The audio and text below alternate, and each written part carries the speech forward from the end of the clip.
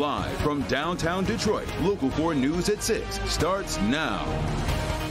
Disturbing testimony against a Detroit police officer. Do you remember where you were in the house when something happened?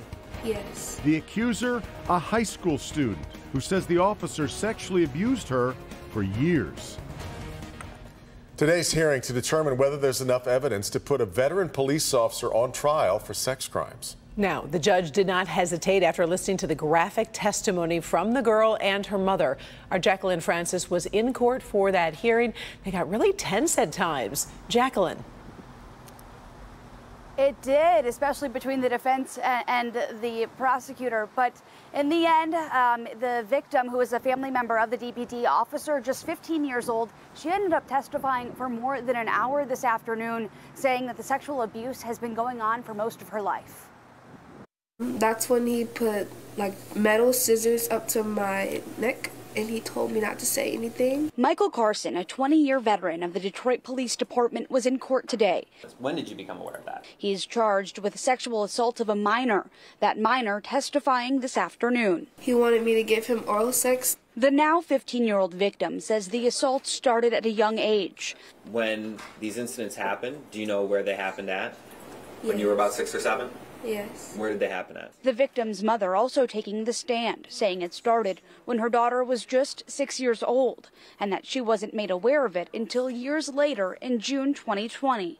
I was in shock, in denial. I just pretty much wanted to kill him. By the age of 10, the victim said the assaults happened almost daily. And what happened when the defendant first came into your bedroom? He didn't know I was awake. And went on for 2 more years. Carson, who was on the Detroit Police Department's abandoned vehicle task force, was arrested in April and put on administrative leave.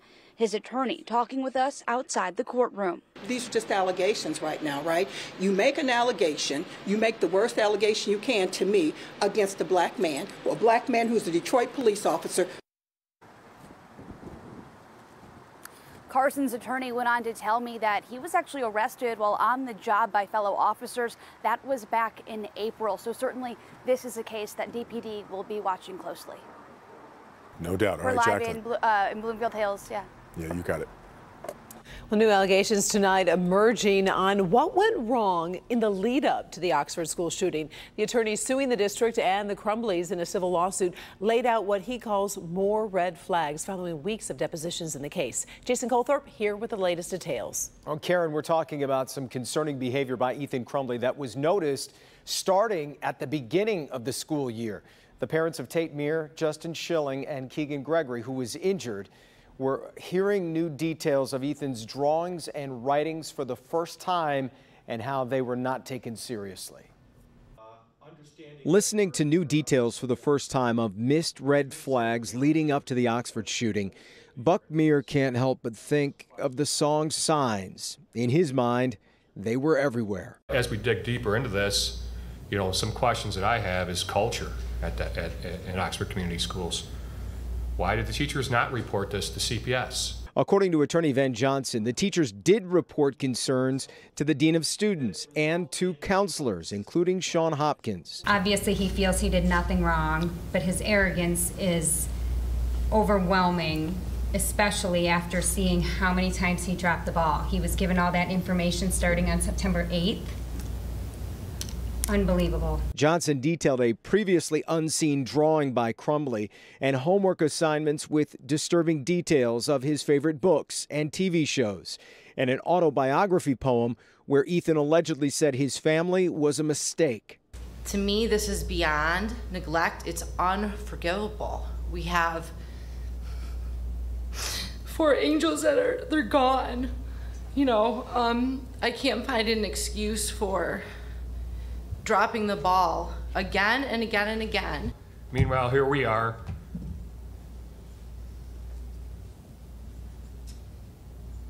buying memorial shirts for our murdered kid, right?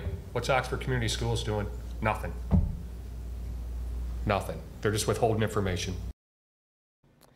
Well, we did get a statement tonight from Oxford School Superintendent Ken Weaver. In part, it reads, "From day one, we've cooperated with the ongoing criminal investigation and will continue to do so. We are also fully cooperating with the civil litigation process and will continue to do so.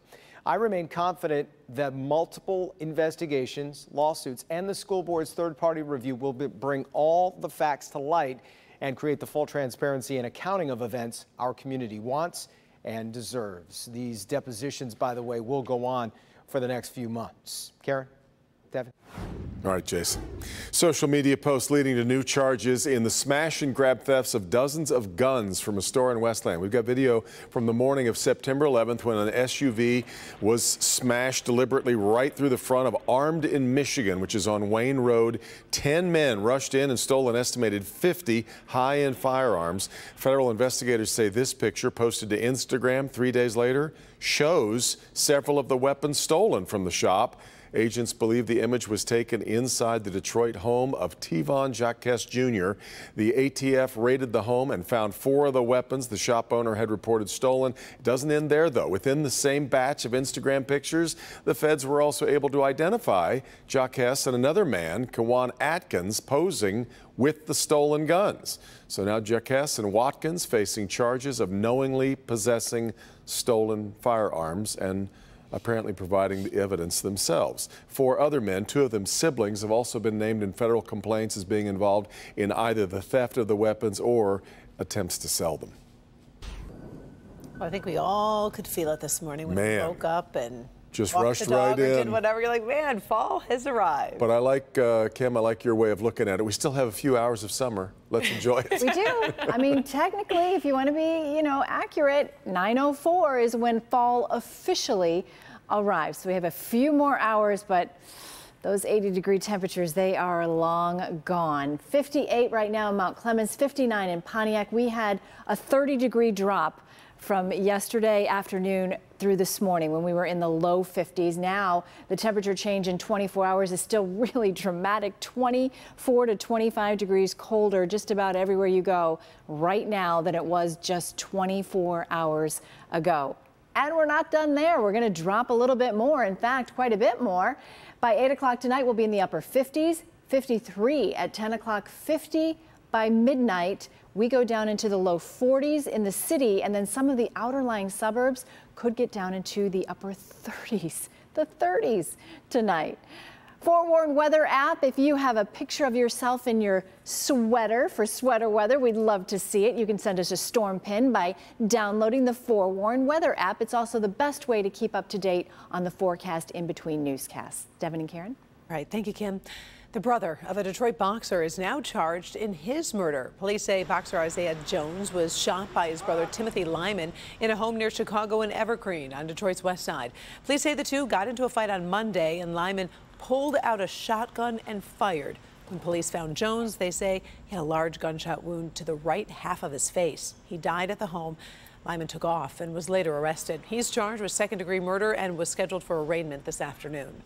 Hundreds of doctors across Michigan just got involved in the court battle over abortion. 500 doctors filed a brief today in support of Governor Whitmer's lawsuit that challenges the 1931 abortion ban. The lawsuit is asking the state Supreme Court to decide whether Michigan's Constitution protects the right to an abortion. So far, the state's highest court has yet to hear that case. Constitutional amendment, of course, on abortion will be on the November ballot, but doctors say the courts need to act now. This can't wait for us to wait and see what happens in November because our patients' lives could be threatened between now and then. The abortion ban is currently not in effect because the Court of Claims ruled that it was unconstitutional, so there is an injunction against that 1931 law, but that decision is likely to be appealed.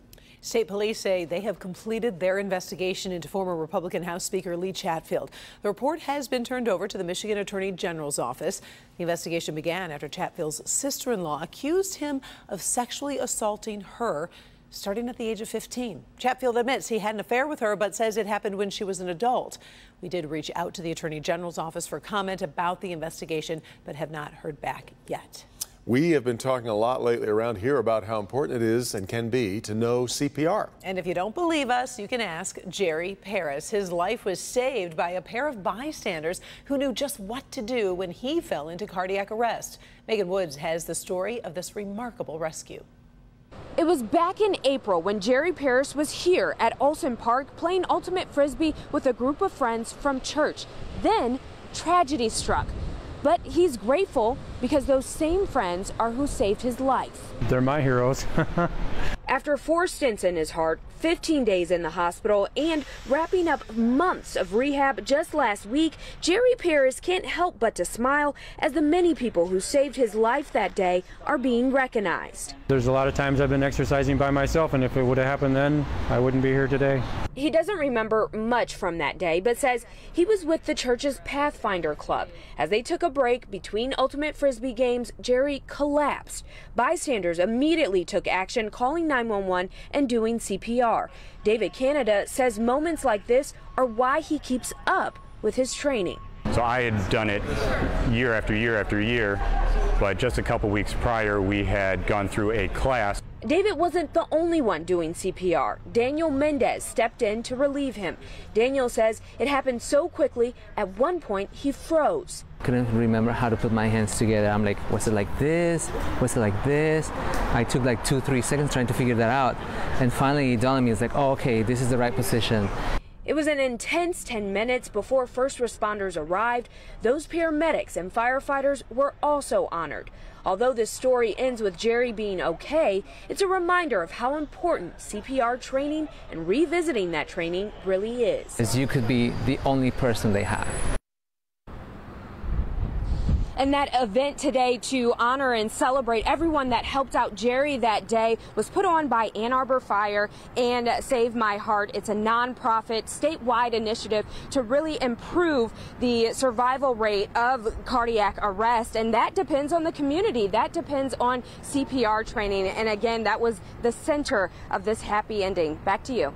So right, and that's a big part of why we ran you through the training on this earlier this month, and those instructions and what you need to know about CPR continue to be there for you at clickondetroit.com. All right, Megan.